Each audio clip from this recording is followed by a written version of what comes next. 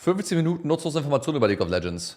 Ja, rein Yo, da. what's up, guys? Welcome to 15 minutes of useless League of Legends information, episode 36. Don't forget to check out all the other episodes if you haven't already. Feel free to sub if you enjoy. Schon mal 2 oder 3 haben wir schon gesehen, glaube Did ich. you know that the Cowbell Alistar skin, now known as Moo Cow Alistar, was, I kid you not, originally going to be called a Moolister? But it, of course, sounded a bit too close to Molester, so yeah, luckily. Okay, das ist ein Weg, das Video zu starten. They didn't add that into the game. Craziest part though was this name was somehow approved by all of the product leads and writers and was only caught late in the process by a different Riot employee. Speaking of naming skins though, Rise Whitebeard was almost called Rise the Azure Conjurer. 10 out of 10 points for creativity. In 2014, there was a guy who was stabbed in Peru at an internet cafe playing League of Legends. But instead of going to the hospital, he sat his A back down and finished the game because it was his promo game from Bronze to Silver. Macher. Gesundheit, Bruder, scheißegal, Silber hitten. Allein deine armen Teammates, für die du auf K gegangen wärst, zieh durch. Du blutest ein bisschen, na und? Wir haben 7 oder 8 Liter oder so ein Chat in uns drin. Wie viel hast du die Chance, du hast 2 Promo-Games zu gewinnen musst, Digga?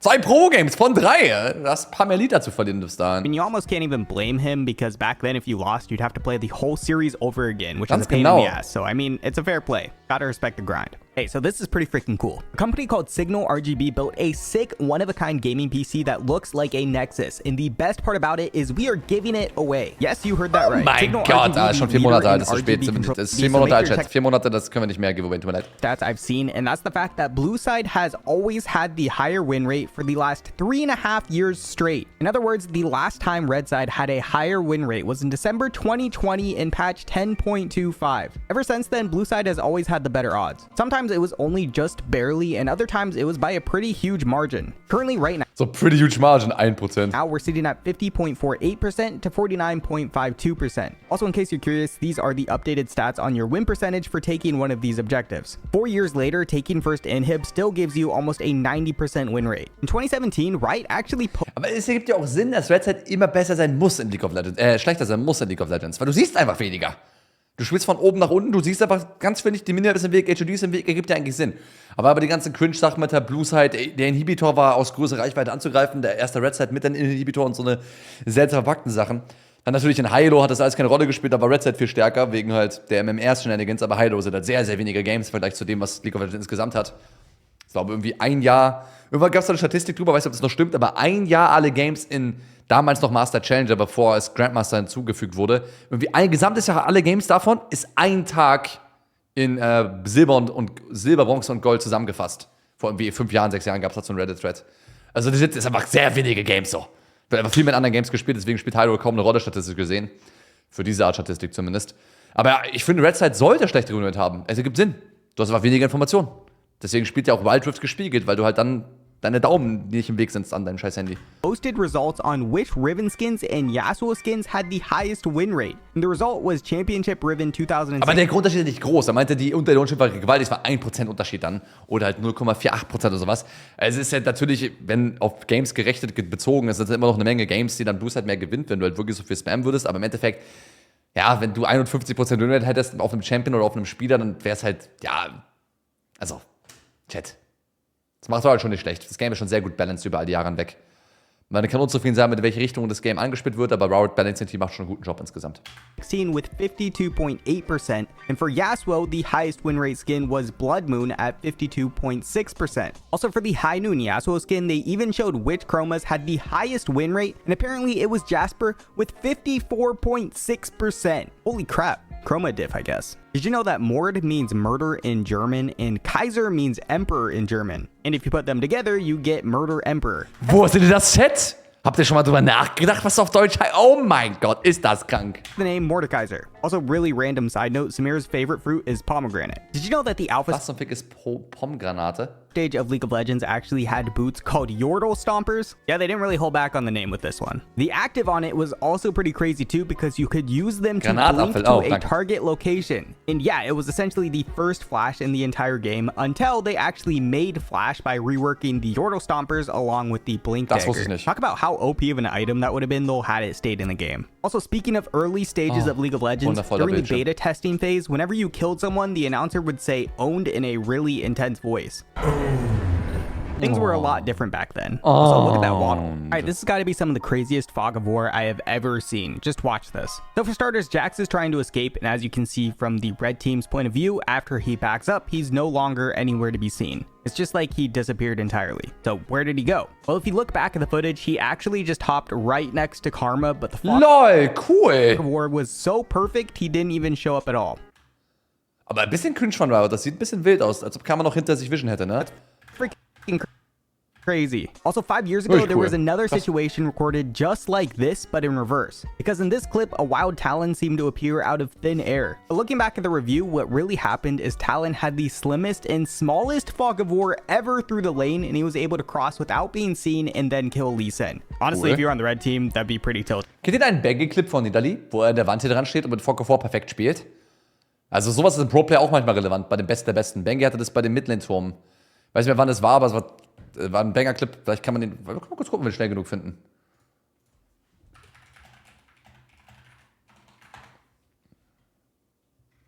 Nee, für will ich schnell genug. Ich weiß auch nicht mehr, welches Game das war. Ich weiß nur noch, dass er Nidalee war. Und da beim Midlane-Turm beim T1 stand. Ah, schade. Naja, whatever.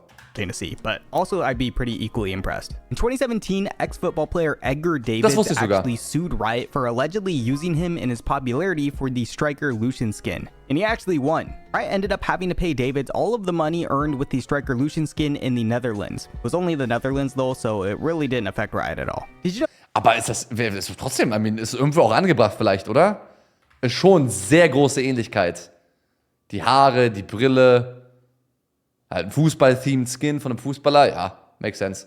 Aber vielleicht sollte Gandalf Riot Games verklagen für den Viger-Skin. Did you know that 0.67% of matches end by 10 minutes and only 0.8% of matches make it to the 60-minute mark? And the average duration for a match today is around 30 minutes. But in 2015, almost 10 years ago, the most popular time it took to play a game was over 20 minutes, which is actually pretty interesting. Did you know that in the early years of League of Legends, they actually had a refer a friend system, which was kind of busted? For example, just one reference would get you a special badge in the forums. 10 would get you almost 1,000 RP, and with inflation, that's at least like 1 million. 25 would get you a title, 50 a skin, 100 a digital collector's pack, 200 10,000 RP, and the list goes on, but the most insane reward is at 1,000 referrals, you would get your own piece of in-game content named after your summoner's name. And 7 people actually managed to do this. And some of the Ich wusste nur von Athene mit seinem Unholy Grail.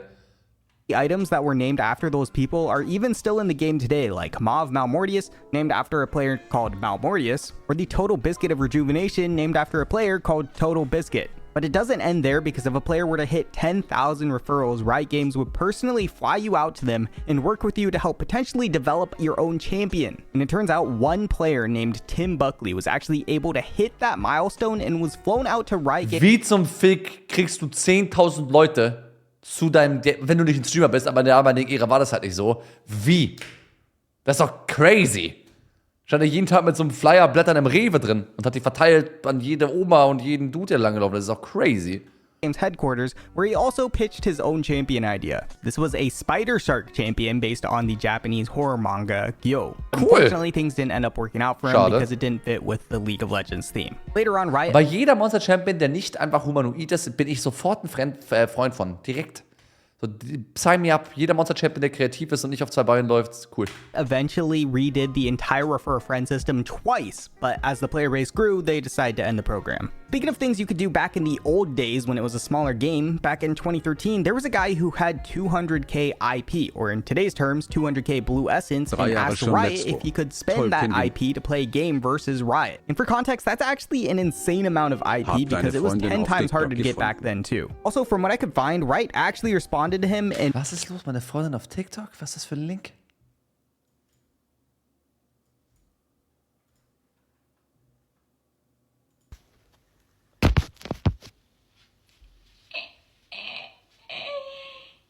Ich erscheine so. Ich erscheine so. Ich bin bereit. Ich warte auf diesen Tag. Wenn dieser Tag kommt, ich bin bereit. Ja. What did I just witness? Like... and made it happen during one of their Thunderdome events, which I've talked about before. But one thing I haven't talked about before is the Riot Rumble event that they used to do, and maybe still do. I'm actually not 100% sure. Either way, it was basically League of Legends intramurals for Rioters. Small regular season, and then there's playoffs, and then it gets like super hype and exciting because it ends in this final. You play in front of your friends, and it's live, and there's shoutcasters, and the goal, of course, is to win a jacket. Brandon, do you have a jacket? I have no jacket. I'm due, it's time. Honestly, what's really crazy though is the kind of participation that they got with this too. About 70% of the company is actively participating in Riot Rumble, and it's not just here in North America. We actually have Rumbles that go in all of our regions. From Oceania to EU to Korea. In fact, the Korean office has 100% participation in Rumble, which is one of the coolest things I think I've ever heard. It's also pretty funny how seriously some of these teams took it. Some of them had group meetings, they strategized, and even did scrims. It's kind of sad they don't do this anymore because I'm sure people would watch. Tatsächlich, als ich letztes Jahr, als wir die ersten Meetings hatten wegen Riot Games, halt LEC-Kostüm und so, da waren wir auch im Office, obviously hier in Adlershof in Berlin. Und da hatten die gerade so wieder ein internes Turnier untereinander, wo dann alle gegeneinander gespielt haben und die hatten noch so eigene kleine, im Berliner Office so eigene kleine, so wie so Gaming-Räume halt, wo auch dann so 10 PCs aufgebaut, wo man gegeneinander zocken konnte. War voll cool. Und da haben die auch gerade über ihre Teamcomps und so geredet. Ich weiß nicht, ob das da, es wurde wahrscheinlich nicht gestreamt, so wie damals. Das große Event von damals auch kein Begriff von Riot Royal Rumble. Aber so interne kleine Turniere haben die auch damals auf jeden Fall noch gemacht. Fand ich sehr, sehr sympathisch zum Zuhören. Einfach ganz cool, wenn du halt auch in deiner Arbeitszeit League spielen darfst und es zur Arbeitszeit dazu zählt. War mir keiner geil. Okay, this Also is ich kann relaten, sag mal so, in der Arbeitszeit League spielen, ja, I can relate. kind of weird, but also a bit interesting. So some top economists decided to write an entire research paper on 2.8 million League of Legends games about video game engagement. And when I say research paper, I mean a Wann kommen die Tolkien Wars? No joke. Sowas wie Subscriber Wars von damals, von Trick2G gegen Searchers oder was das damals war. Oder gegen Crumbs und so. Das würde voll cool sein. Also ein organisiertes Turnier, wo halt Subs von mir spielen würden gegen Subs von Bröki. Oder so. Wäre eigentlich cool. Können wir mal machen. Das Ding ist halt bloß, ich caste schon so viel League of Legends. Dann auch selbst ein Turnier zu machen, was ich dann auch nochmal kommentiere. I mean, warum nicht at this point? Ist vielleicht eine coole Idee für den Dezember. Im Dezember ist ja so oder so Offseason, da ist keine aktive Region mehr oder so, da haben wir Zeit. Es ist die Jahreszeit der Liebe, da können wir auch ein gemeinschaftliches Projekt oder so in Angriff nehmen. Ist vielleicht gar keine schlechte Idee. Mal gucken, Mann. Mal sehen. freaking 52-page, single-spaced, 12-font graphed referenced research paper. This thing is insane. But long story short, here are some of the things that they discovered. For starters, winning a game makes a player 0.88% more likely to queue up for another game. On weekends, that percentage skyrockets to 2.12%. And during prime time, it's 1.68%. They also discovered that players who have suspenseful games are way more likely to queue up again as opposed to an average or regular game. As you can see, even people who lose in a really close suspenseful game are way more likely to queue up again over even someone who won but in a normal fashion game, which is actually really interesting. I feel like a lot of this also has to do with the near miss effect, similar to gambling. If you lose but were so close to winning, you're naturally just drawn to keep going for the chance that you could win the next time around. Anyways, these guys really are the real deal, and their data and research are so good that they've actually gone to Riot themselves and presented their findings on how some small changes could really improve the amount people play League of Legends. For example, they found that the first 5 minutes of a game in simple terms is too boring, but in their terms just doesn't have enough surprise to it. But if Riot were to make it so League games started quicker and added a bit more flair in those first 5 minutes, they could theoretically increase the player engagement by up to 1.53% or 14.7 million. Noch mehr in den ersten 5 Minuten? Wer findet die ersten 5 Minuten langweilig? Da passiert doch so viel. Gefühlt für jedes Game in den ersten 5 Minuten entschieden, weil irgendwer Mental geht und einfach so viel passiert. Also, weiß ich nicht. Krass, also ich habe jetzt keine Studie durchgeführt, um irgendwelche Sachen zu beweisen oder mit Daten zu belegen, ist nur mein Gefühl, aber ich finde, in den ersten 5 Minuten passiert so viel. More hours played per month, or the way they put it, 21 lifespans. They also estimated that they could earn League an extra $28 million a month. Anyways, there's so much more information in this paper, so if you want to read it, I'll leave a link below. Sure. Did you know if you were to flash from fountain to fountain on Summoner's Rift with real cooldowns, it would take you 3 hours and 20 minutes? That is coming straight from Riot. It's also not as long as I thought it would be. Did you know when Jax was first released, he was actually so OP that he had to be temporarily removed from the game and added back in later? In fact, he's one of only a few champions to ever be removed from the game. It's also why he got his infamous quote when he was added back into the game where he says, "Surprise, I'm back. Aw, no one?" Puppy, subscribe, thank you. Did you know that Pyke actually has a glitch where if you kill a target and then use your ult that got reset after 10 seconds without getting another kill, your cooldown will be on a lower cooldown still, but your timer may show a few seconds longer, as shown in this clip. One way to know for sure if you can execute someone is by the execute indicators, and also you can ping your ult, which will always show you the right cooldown time as well. Not that you should have to do that though. One of Riot's big new goals has been to create a way more advanced and realistic bot to play against for newer players. But it seems like they may have gotten a bit too realistic with things because now even the bots are trolling games. Hopefully things are a bit more cleaned up. Er steht 12-3er, kein Bock mehr, er rennt runter. Ja, Standard, das ist ein echter Mensch. Ja, na klar, ist gar kein Bot. Once they hit the live servers. Did you know that for a lot of the splash arts Riot makes, they actually go out and take photos as a reference to help them get a better idea on how to make the splash art? This actually helps a lot with positioning.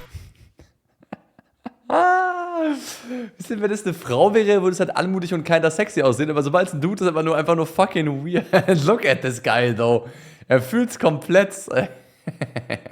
Framing, lighting, and a bunch of other details too. Still, it's pretty funny seeing the side-by-side of some of them. They should have kept the crutch and the York splash art too. In case you didn't know, the emotes in League of Legends were originally going to be a lot more serious. However, they quickly realized that they wanted something with a bit more personality to them, so this is what they came up with next. But after some final tweaking, they of course ended up with what we have today. In 2017, Riot made it so anyone who purchased the championship Ashe and Ward skin would contribute to the prize pool for Worlds 2017. And together, players added an additional $2.3 million to the pot, which is actually ridiculous. All right, so Vanguard is finally here, but with it, Riot actually released some interesting information about cheaters in the game. For starters, in 2023, apparently there was a point where 1 in every 15 games had a cheater in it. In some regions, it was as high as 20% of your games. That's actually ridiculous. Das ist crazy viel.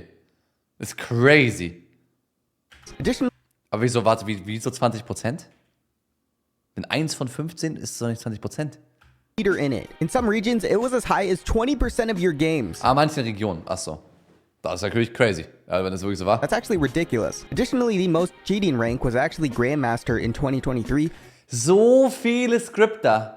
So viele Chromas, Brands, Cerats, Twitchs. Oh, das war disgusting. With gold and bronze being a close second. They also mentioned that cheaters would on average get almost 40 completed games before they were caught. Anyways, it's pretty interesting and will be interesting to see how much Vanguard actually changes things. This is also a graph they posted as well, stating that the yellow are the hardware bans that would be Vanguard, which is actually a lot. I'm not gonna lie, the whole thing does still sound sketchy, so I guess we'll find out. Side note though, I thought this was pretty funny. They mentioned that a lot of people who got banned actually sent in handwritten apologies or even drew portraits of the anti-cheat team to get unbanned. And some also even hired people on Fiverr to write their apologies for them. They also mentioned that for those who did get Wer hat das Video? Ich dachte nur ein paar Monate. Ja, 4 Monate. ChatGPT, Bro.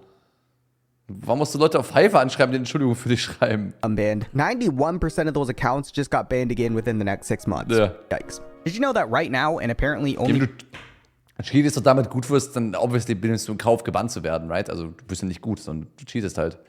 Und nimmst den Kauf, dass du gebannt wirst. Das war deren Intention von from the beginning. For a limited time, you can get Kappa Juice in ARAM, the same kind that was added into Arena that gives you a hat. You do have to be level 9 though, but it finally gives you something to buy after your full build. So someone made a site that allegedly uses AI to predict the outcomes of games right after the start. Apparently, it uses information like draft analysis, historical performance, and more to give the best guess on who will win. Now, I don't know exactly how accurate it is. I only ran a few tests and most of them came back true, but I don't really see this being useful at all because once you're in a game, you're kind of set no matter what. It doesn't really help looking at it. But I suppose it could be maybe useful for betting channel points on Twitch or something. That's about it. I gotta say, I don't think the Ryze Nunu combo will ever get old when pulled off correctly.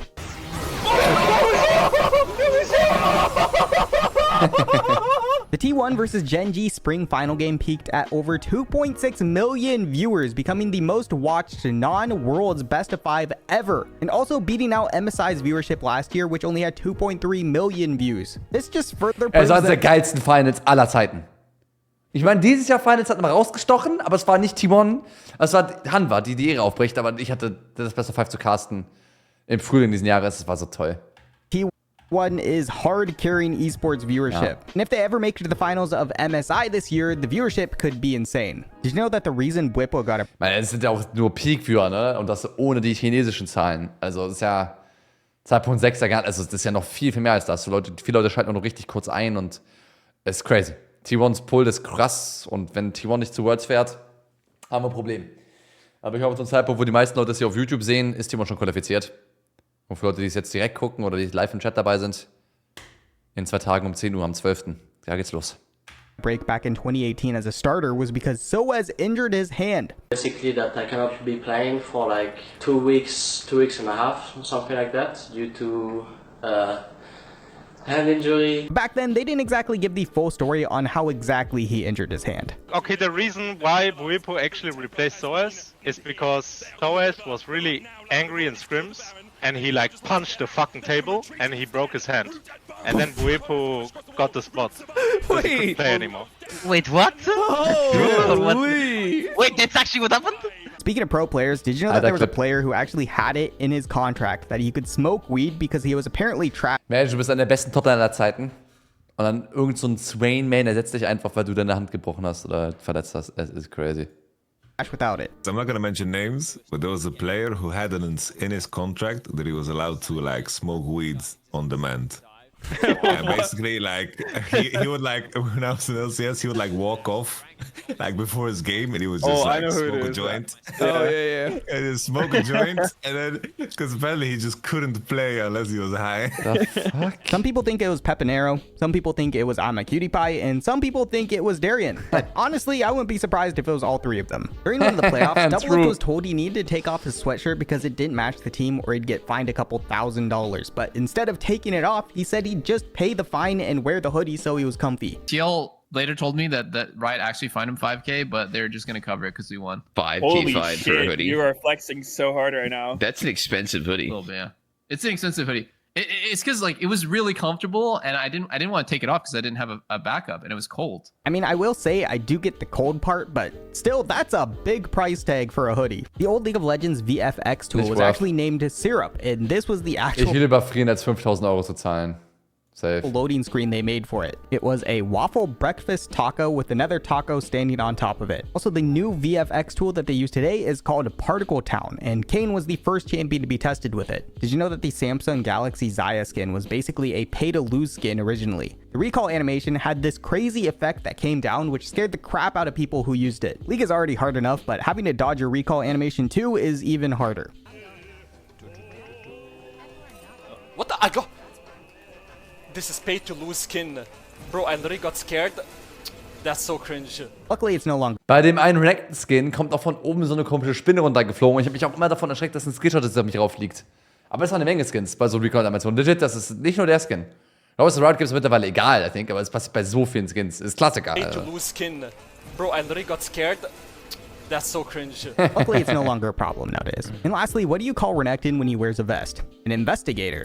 Thank you guys for watching. Don't forget to check out all the other episodes if you haven't already, and I will see you next time. Bye. Ich wollte das Video liken, aber jetzt habe ich Bock, einen Dislike zu geben nach dem Witz. Alter, ist das krank. Zwei.